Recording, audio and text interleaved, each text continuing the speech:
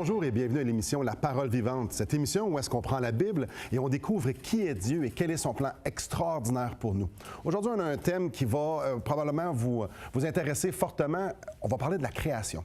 Et on a un conférencier, Jonathan Nicole, avec nous. Bonjour, Jonathan. Bonjour, Simon. Donc, toi, tu as étudié en sciences. On va parler un peu plus de ton parcours dans quelques instants, mais je crois aussi que tu fais partie d'une association qui, justement, qui fait la promotion de... Oui, l'Association des sciences créationnistes du Québec. C'est une association où on promouvoit la création d'une terre jeune, l'enseignement littéral de ce qu'on voit dans la Genèse, du début à la fin, de tout ce qui a rapport également à l'évolution de l'homme, ce qui est en fait une erreur. On ne vient pas d'une bactérie jusqu'au singe, d'un singe, on vient vraiment de Dieu, de son désir créatif de faire une créature qui lui ressemblait. Et ce qu'on voit dans la Genèse, c'est ce qu'on promouvoit dans ce mouvement-là. Écoute, je me pose la question, pourquoi? Parce que tu es conférencier, ça fait plusieurs années, au-dessus de 10 ans que tu fais des conférences un peu partout au Québec, justement, que tu parles, tu comprends la Bible littérale, ce que Dieu dit, c'est ce que ça veut vraiment dire. Pourquoi tu fais ça? C'est une bonne question. Hein? Moi, j'ai grandi dans une famille chrétienne. Dès ma jeune âge, là, mes parents m'ont enseigné que la Bible était la parole de Dieu, que c'était la vérité. Toute écriture est inspirée de Dieu, utile pour enseigner, convaincre, corriger, instruire dans la justice. C'était des choses qui m'ont été inculquées. J'ai grandi comme ça, en croyant que j'avais la vérité dans les mains, jusqu'à temps que j'arrive au cégep. Au cégep, j'ai étudié en écologie appliquée. On étudiait la nature, l'environnement, tout ce qui est espèces animales, les milieux, puis la mentalité, puis qu'est-ce qui est mis de l'avant quand on est rendu au cégep en écologie, c'est que les choses ont évolué avec le temps. Au début, il n'y avait rien. D'un coup, il y a eu le Big Bang, que la poussière s'est agglomérée ensemble pour faire des étoiles, des planètes, des systèmes solaires, puis que sur une planète, par hasard, parce que tout est le fruit du hasard, il y a eu une première source de vie qui aurait évolué avec le temps pour se transformer et devenir un jour un être humain qui est capable maintenant d'étudier ces choses-là puis de contempler qu'est-ce que le hasard a créé.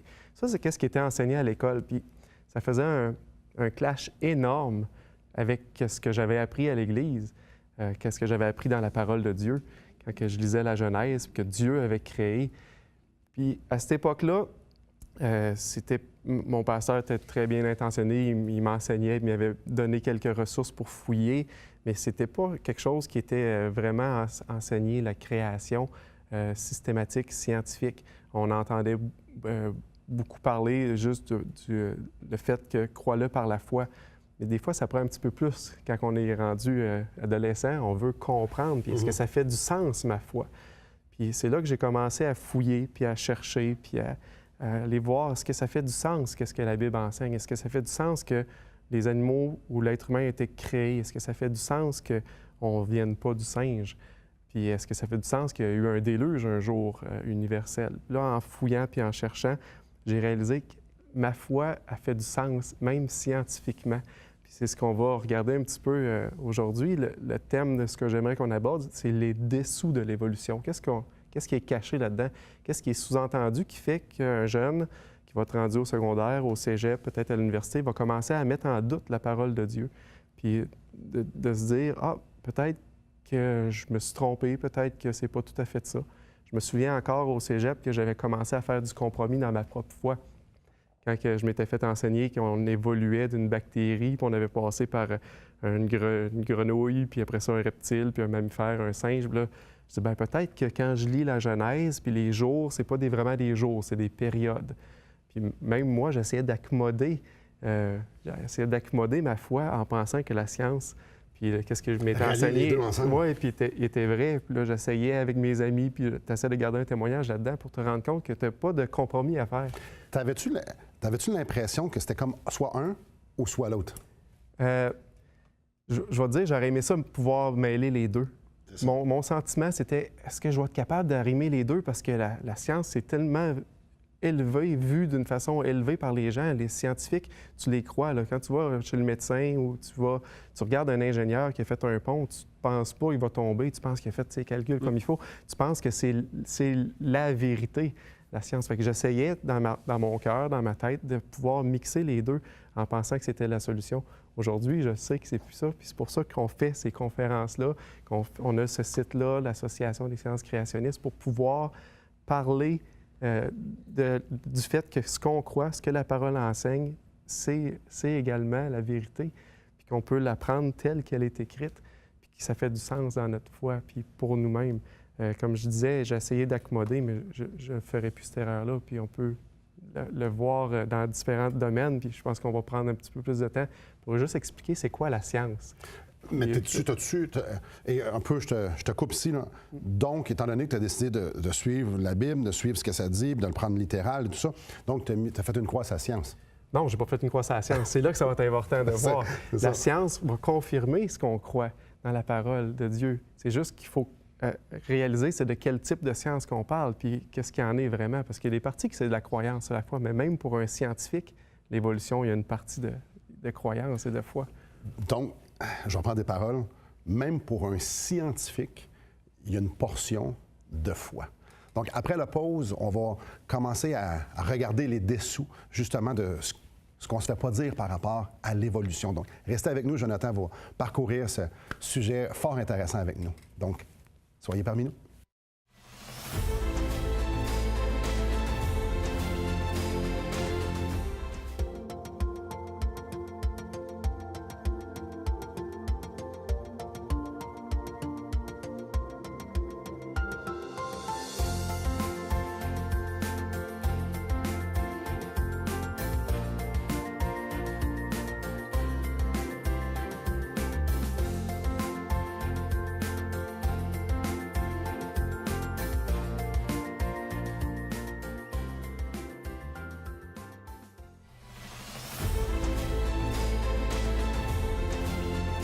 Lorsqu'on regarde les livres d'école, on peut voir que l'évolution est enseignée comme un absolu. Et lorsqu'on se fait parler de nous, mais nous, c'est une histoire de foi, une histoire de croyance, une histoire de religion. Est-ce que la science est réellement un absolu? Ça, c'est une bonne... On se fait accuser, hein? Les créationnistes, on se fait accuser que nous, c'est pas de la science qu'on fait, c'est de la religion. En fait, les scientifiques, quand on parle de la science des origines, eux aussi, c'est un point de vue qu'ils développent. C'est pas quelque chose qui a été jamais prouvé, qui ne sera pas prouvable. On ne peut pas reculer dans le temps 3-4 milliards d'années comme il faudrait, ou 3 milliards d'années pour avoir l'apparition de la vie. C'est impossible. Donc, on se contre une histoire. Ça devient une croyance, ça ne vient pas de la science. C'est une chose importante qu'il faut différencier. Puis là, on se fait dire, mais les créationnistes ne peuvent pas être des bons scientifiques. Ça aussi, c'est totalement faux.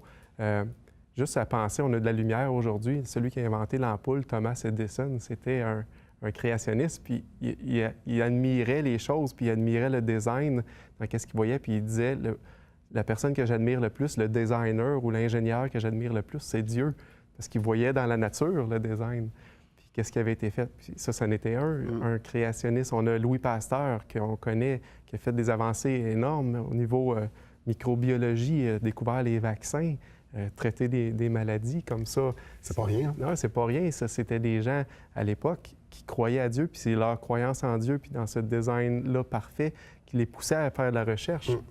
Plus proche de nous, si on pense, on va à l'hôpital, on a un scan à résonance magnétique. Avec ça, on fait pratiquement tous les diagnostics importants qui peuvent être faits, sont faits avec cette machine-là. Mais l'homme qui a inventé cette machine-là, c'est le Dr. Raymond Van de Median. C'est un créationniste d'une Terre jeune. Lui aussi, il a passé sa vie même à faire la promotion de ça. Puis dans une de ses citations, qui est dit « Croire à l'évolution, comme c'est enseigné à l'école, c'est pas croire à la science, c'est croire à la science-fiction. » C'est ce qu'il dit, lui, quand il parle de ça. Sauf que je peux entendre, exemple, quelqu'un qui a l'esprit scientifique à la maison, il va dire « Ouais, non, nous, c'est comme c'est prouvable, puis avec le carbone 14, ils ont mis des dates, puis avec ci, puis avec ça. » Oui. Tu réponds quoi à ça? Oui, la science va faire des choses qu'on peut démontrer, mais par contre, quand on parle des origines, on ne démontre pas. J'ai pris la définition de la science dans le dictionnaire Larousse, puis on va pouvoir travailler avec ça pour expliquer un petit peu qu'est-ce que ça en est. Ça dit « ensemble cohérent de connaissances relatives à certaines catégories de faits, d'objets ou de phénomènes obéissant à des lois et ou vérifiés par la méthode expérimentale ». Donc, la science, on doit être capable de vérifier par la méthode expérimentale. Si on parle de l'évolution, comment est-ce qu'on peut expérimenter le Big Bang? On ne peut pas l'expérimenter. Hein? On n'était pas là. Non, les scientifiques ils appellent ça une singularité, donc ils le croient, mais ils ne pourront pas jamais l'expérimenter. Si on parle encore du point de vue évolutif, puis disons que la planète est là, est à la bonne distance par rapport au Soleil, tous les éléments sont présents dans une soupe organique du début, puis là, la vie serait apparue. Comment est-ce qu'on peut expérimenter ça? Si on était capable, on le ferait en laboratoire. On mettrait tout l'ADN, les molécules, on brasserait ça, puis on l'expérimenterait. On ne peut pas l'expérimenter. Donc, c'est une croyance. On croit que la vie est apparue. Présentement, il n'y a rien de scientifique dans que la vie est apparue. Et on ne peut pas le refaire non plus. On ne pourra pas le refaire non plus. On n'est pas capable de le refaire. Même chose, je prends une bactérie, puis je veux juste la transformer, puis l'amener, puis faire un organisme un petit peu plus complexe, on va dire une plante. Est-ce que je suis capable de le faire? Est-ce que je suis capable de le reproduire? Non, je ne suis pas capable de le reproduire. La méthode expérimentale ne pourra pas t'aider là-dessus. Puis on pourrait faire ça de plusieurs manières. On voit qu'on n'est pas capable scientifiquement de démontrer l'évolution, l'histoire. Et en fait, on appelle ça de l'évolution, on appelle ça une science historique. Une science où ce qu'on va examiner les faits. Présentement, je vois, il y a des oiseaux. Donc, comment est-ce que je vais expliquer les oiseaux? Puis là, on va se conter une histoire selon nos idées préconçues. Moi, dans la parole de Dieu, je vois que Dieu a créé les oiseaux puis a rempli le ciel le 5e jour. Puis ça, c'est ce que je vois. Un évolutionniste va voir les oiseaux puis il ne croit pas en Dieu. Il va dire, bien là, les oiseaux doivent venir de d'autres choses. Puis là, il va regarder dans les registres fossiles puis il va voir, on a des oiseaux, on a des reptiles. Puis là, il va faire une déduction puis dire, voici, les oiseaux ont évolué des reptiles. Ça va être sa conclusion. Est-ce que c'est démontré? Démontrable? Donc, l'un comme l'autre a des lunettes. Oui. On observe, on part avec la présupposition d'une histoire. Oui. Comme tu as dit, nous, c'est la Bible. Eux, c'est, il n'y a pas de Dieu, donc il y a eu une évolution en quelque part. C'est ça. Puis ça l'amène, ton histoire va amener ton raisonnement, puis ta façon de penser, puis vivre. Ensuite, il va te teinter de ça. On ne réfléchit pas vraiment, mais si on croit à l'évolution, l'homme n'a pas de valeur intrinsèque. Il est juste un singe qui a évolué. La moralité devient relative. On voit un peu le danger de ça, qui est appuyé par la science, mais ce n'est pas de la science. La science, c'est un peu de la science historique. Je pourrais prendre l'exemple, même une enquête policière. Les policiers reconstituent des faits, mais ils ne l'ont pas vu. On voit les CSI à la télé, puis des choses, c'est spectaculaire, mais ils trouvent un cheveu. Bon, ils vont trouver, puis là, ils vont pouvoir trouver l'ADN. Mais est-ce qu'avec l'ADN, tu peux refaire l'histoire au complet? Non. Ça prend des témoins. Quand tu as des témoins, là, tu as quelque chose de solide. Ça prend d'autres affaires pour appuyer. Mais eux aussi, ils racontent une histoire avec les faits qu'ils trouvent. Fait que la bataille qu'il y a dans le débat création-évolution, c'est qu'on retrouve les mêmes évidences. On retrouve les mêmes couches géologiques, des sédiments un par-dessus l'autre. Moi, je peux penser que ces couches-là viennent du déluge, qui ont été déposées après un déluge universel. L'évolutionniste va regarder les mêmes couches. Puis lui, sa conclusion, c'est que ça a pris des millions d'années pour se déposer, puis là, la prochaine à se déposer par-dessus. On a les mêmes faits à regarder, mais on arrive à des conclusions qui sont différentes. Mais encore une fois, pas de la science opérationnelle. Si on pense à de la science opérationnelle, on peut sortir nos téléphones. On est après appuyer sur des touches. On communique avec quelqu'un à l'autre bout du monde via les ondes. On peut aller regarder nos messages, on se texte. Ça, c'est de la science. On a envoyé des gens sur la Lune. Il a fallu que des personnes réfléchissent. Beaucoup à penser. Oui, hein? C'est quoi ça va prendre pour vaincre la gravité, sortir de notre atmosphère, pour pouvoir se mettre en orbite autour de la Lune, pour pouvoir faire atterrir une navette. À l'époque, c'est tout manuel en plus. Hein? Puis pour débarquer un homme sur la Lune qui va ensuite prendre des mesures, puis rembarquer, puis revenir sur la planète. On le fait avec des robots. Parce qu'on veut qu'ils reviennent aussi. Oui, on veut qu'ils reviennent. Mais imagine si... ça, c'est de la science. C'est calculé, c'est répété. Ils ont fait des simulations. Ils ne voulaient pas envoyer la navette, puis « Ah non, la Lune était à l'autre bord, on a manqué. » Oups, nos calculs n'étaient pas bons. C'est ça. Même chose, on a envoyé un robot sur Mars. On veut trouver de la vie sur Mars ou de l'eau, des traces de vie. Parce qu'on est en train de l'expérimenter, on peut le reproduire. On peut refaire encore la même chose. Ça, c'est de la science opérationnelle. Puis je pense pas qu'il y a aucun chrétien, aucun créationniste qui est contre cette science-là. J'ai travaillé dans des laboratoires. Quand je faisais ma maîtrise, je faisais de la recherche sur les cellules immunitaires. Et je croyais en ce que je faisais. Je voulais découvrir ce que Dieu avait mis dans nos gènes, dans nos systèmes, nos cellules, pour comprendre comment notre immunité fonctionnait. Ça, c'était de la science. Est-ce que ça mettait en doute mes croyances? Est-ce que, à cause que je fais de la science, je faisais ces recherches-là, j'étais pas un bon scientifique parce que je croyais que Dieu avait fait les choses? Nullement. C'est une fausseté, puis c'est malheureusement ce qui est mis de l'avant à ce niveau-là. Je t'arrête là-dessus. Oui. Parce que faut aller en pause. OK. Faut aller en pause. Il y a du monde qui me font des grands signes. C'est le temps d'aller en pause. Donc oui, on s'en va en pause. Revenez après la pause et on va continuer à explorer ce beau sujet-là. Donc, restez avec nous.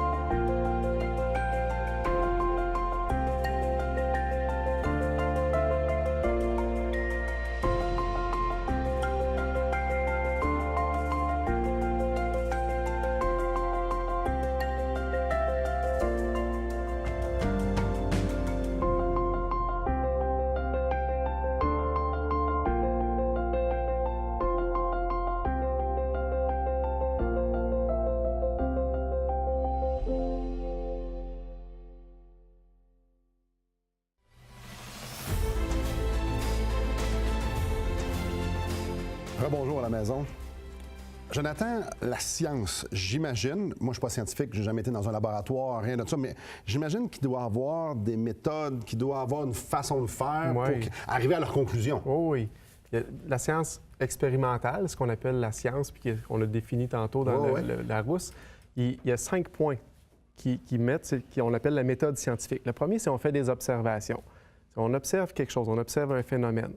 Ensuite, on voit un problème. OK, là, j'observe ça, il va y avoir une question, un point d'interrogation qui va apparaître. Là, je vais émettre des hypothèses.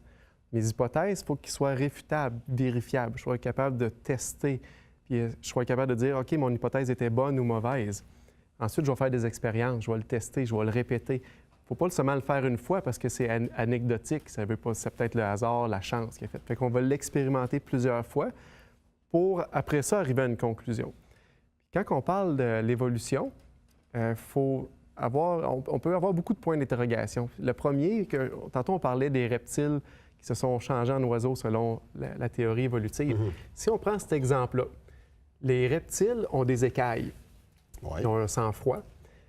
Ils ont toutes autres caractéristiques très, très éloignées des oiseaux. Donc, il a fallu qu'il y ait plusieurs mutations, plusieurs changements.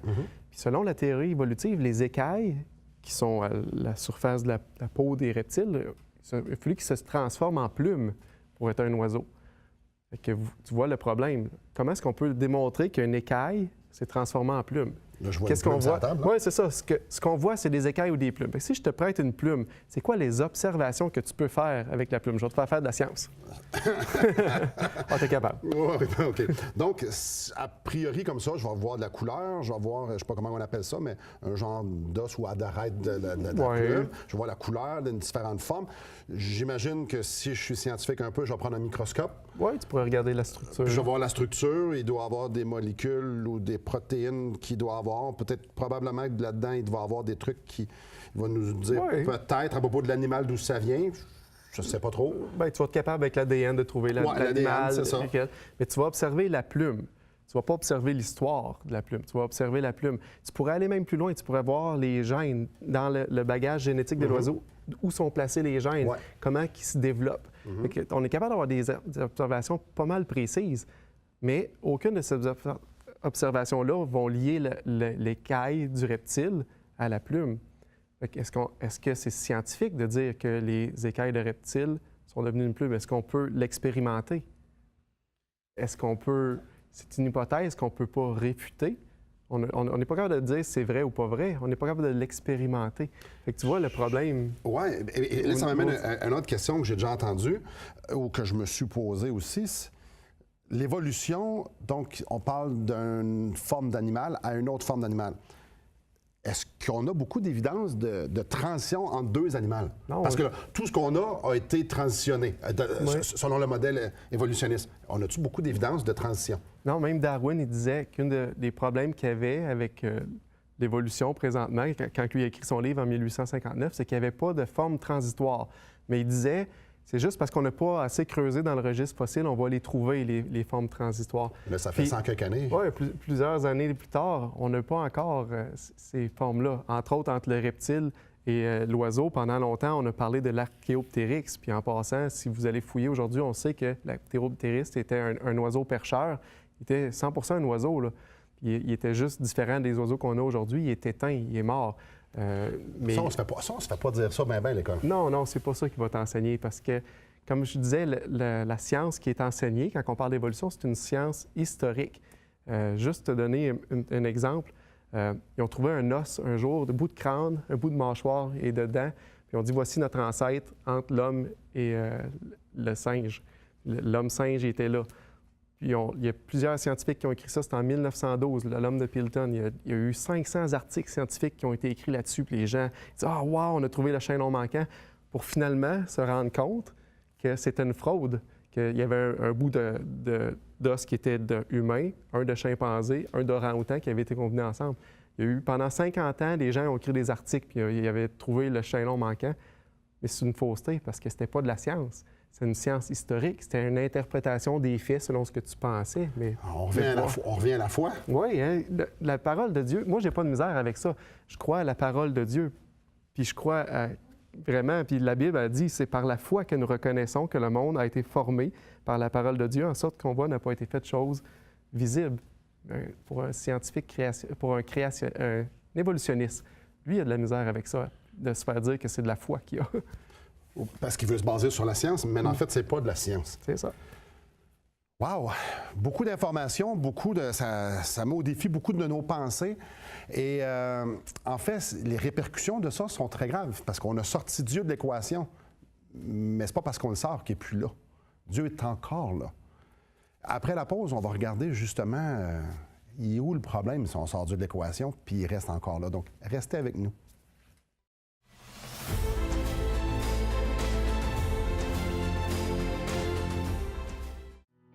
Assistez à un merveilleux déjeuner de l'espoir dans votre région.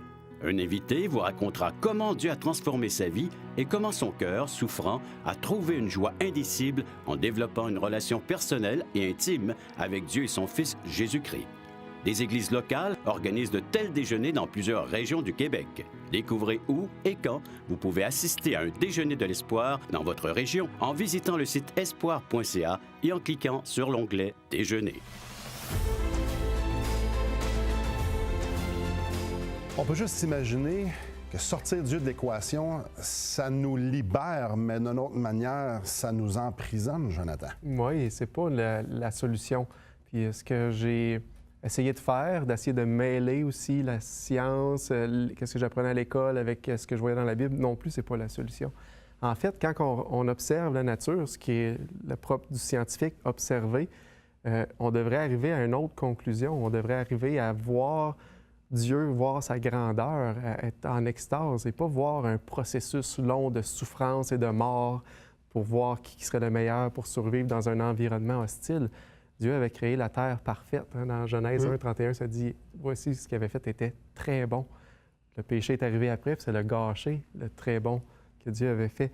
Mais ce qu'on observe, c'est plutôt le contraire. Dans Psaume 19:2, ça dit « Les cieux racontent la gloire de Dieu. Il l'étendue manifeste l'œuvre de ses mains ». La nature, c'est une exposition de la puissance de Dieu, de sa grandeur, de sa grâce. Puis c'est quelque chose qu'on devrait être capable de réaliser puis de voir juste à l'œil nu. Dieu lui-même, dans Isaïe, il parle à un roi qui était le conquérant de l'époque. Puis il voulait le mettre à sa place en lui parlant, puis il disait « C'est moi qui ai fait la terre ». Ça, c'est Isaïe qui citait Dieu. « C'est moi qui ai fait la terre, qui sur elle a créé l'homme. C'est moi, ce sont mes mains qui ont déployé les cieux et qui ont disposé toute leur armée. » Ça, c'est le Dieu que je crois. C'est le Dieu de la parole de Dieu, le Dieu tout-puissant, capable de faire ce que je peux voir, les beautés de la nature, puis qu'est-ce qu'il y en est. Et une des choses qui est fascinante, c'est que ce Dieu-là, créateur, il nous dit dans sa parole que c'est un Dieu relationnel. Oui. Qui veut être en relation avec sa créature. Et sa créature le repousse. Il dit non, nous, on veut comprendre. Non, pour comprendre, on va partir avec l'idée que tu n'es pas là. Mais il dit, mais je suis là. Puis je veux être en relation avec toi. Et ça, depuis le jardin, depuis qu'Adam et Ève ont péché, qu'on dit à Dieu, on veut faire nos propres lois, on veut pas t'obéir, bien, l'humanité a déboulé justement comme ça, pour essayer de se conditionner à être comme des dieux.